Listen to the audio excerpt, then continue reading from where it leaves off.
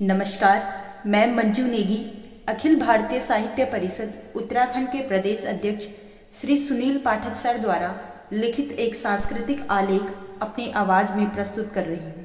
आइए सुनते हैं। भगवान कृष्ण भारत ही नहीं बल्कि विश्व के लोकोत्तर महापुरुष हैं। उनका पावन चरित्र भारत की सीमाओं के पार अनेक देशों में पहुंचा। विशेषकर दक्षिण पूर्व एशियाई देश कृष्ण के चरित्र से प्रभावित हुए। Verma, Thailand, Cambodia, Vietnam, Indonesia, Philippines आदि देशों में कृष्ण भक्ति की धारा पहुंची। इन देशों में भगवान श्री कृष्ण को समर्पित अनेक मूर्तियां एवं मंदिर प्राप्त हुए हैं। इसी संबंध में प्रसिद्ध लेखक भगवती प्रसाद सिंह ने अपनी पुस्तक भारतीय संस्कृति में श्री कृष्ण में लिखा है, भारत में ही नहीं देश के बाहर भी अनेक शिलालेख और ताम्रपत्र लेख मिले हैं, जिनमें श्री कृष्ण की लोकप्रियता का पता चलता है। यहाँ कंबोडिया प्राचीन कंबुज में प्राप्त कतिपय अभिलेखों की संक्षिप्त चर्चा की जाती है। श्याम कंबुज, जावा, सुमात्रा, बोर्नियो आदि देशों में भारतीय संस्कृति का प्रसार व्यापक रूप से हुआ। इन देशों में बहुसंख्यक ब्राह्मी शिलालेख मिले हैं। अधिकांश लेखों की भाषा संस्कृत है। कुछ लेखों में संस्कृत के साथ स्थानीय भाषाओं का प्रयोग हुआ है। इस प्रकार भाषा के अध्ययन की दृष्टि से इन लेखों का महत्व है। कंबुज कंबोडिया के राजा यशोवर्मा के मंत्री सत्याश्रय द्वारा श्री कृष्ण की प्रतिमा प्रतिष्ठित करने का उल्लेख है। लेख में भगवान माधव की मूर्ति को त्रिलोक्यनाथ प्रतिमा कहा गया है। वहीं के शासक जयवर्मा चतुर्थ के समय 122वीं ईस्वी में प्राण नामक ब्राह्मण द्वारा श्री कृष्ण की चंपेश्वर संज्ञक मूर्ति प्रतिष्ठित की गई। मूर्ति तथा मंदिर की आचार्य के लिए 100 पुरुष स्त्री सेवक नियुक्त किए गए और भूमि दान में दे दी गई। कंबुज में प्रसिद्ध नेयंग रुमोन नामक एक स्थान पर शक संवत 850 का एक लेख मिला है। लेख में वासुदेव कृष्ण की स्तुति है और 2 मंदिरों के निर्माण की चर्चा है।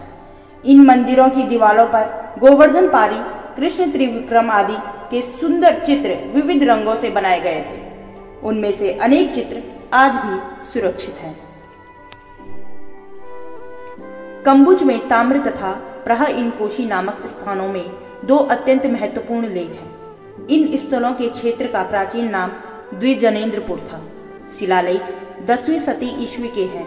इन लेखों से पता चलता है कि कंबुज के राजा राजेंद्र वर्मा की पुत्री का नाम इंद्रलक्ष्मी था।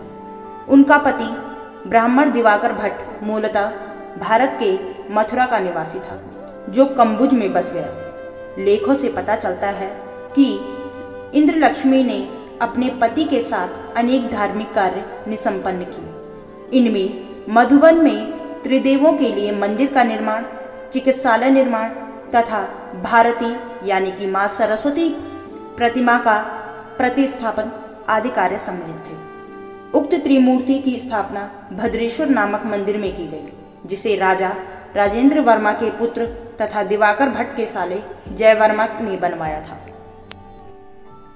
एक लेख में दिवाकर भट्ट ने अपने जन्म स्थान मथुरा तथा श्री कृष्ण का उल्लेख बड़े गर्व के साथ किया है। इस लेख में यमुना नदी का, वेद ध्वनि से गुंजरित मथुरा नगर का तथा कालिया नाग एवं असुरों के संहारक श्री कृष्ण का ओजस्वी वर्णन मिलता है। जिस मथुरा में रम्य यमुना नदी बहती है, जिसके तट पर ऋग, यजुर्वेद तथा साम का गायन करने वाले सहर्षों ब्राह्मणों के स्वरों से निनादित है, मथुरा नगरी में यशस्वी दिवाकर भट्ट देव ने जन्म ग्रहण किया। उक्त विवेचन से स्पष्ट है कि भारत तथा उसके बाहर प्राप्त बहुसंख्यक शिलालेखों और ताम्रपत्रों में भगवान कृष्ण के प्रति प्रचुर उल्लेख उपलब्ध है। कंबोडिया में ही फेनोमदा नामक स्थान में 6ठी शताब्दी के एक प्राचीन मंदिर की खोज हुई, जिसे महारासो मंदिर कहा जाता है। इस मंदिर का निर्माण विश्व प्रसिद्ध अंकोर वाट मंदिर से पहले का है। इस मंदिर में भगवान कृष्ण के अनेक दुर्लभ मूर्ति शिल्प मिले हैं। इन मूर्ति शिल्पों पर अनेक विदेशी पुरातत्ववेत्ता शोध कार्य कर रहे हैं। ऐसी ही एक यूरोपियन पुरातत्ववेत्ता सोनिया मैंकेजी हैं, जो इस संबंध में निरंतर नए तथ्य प्रकाश में ला रही है। दक्षिण पूर्व एशिया का एक छोटा सा देश है फिलीपींस। इस देश का एक छात्र मिचेल एंजेलो अडाओ मुझसे ऑनलाइन संस्कृत सीख रहा है। उसने एक दिन बताया कि उसका एक मित्र गीता का फिलीपींस की भाषा में अनुवाद कर रहा है।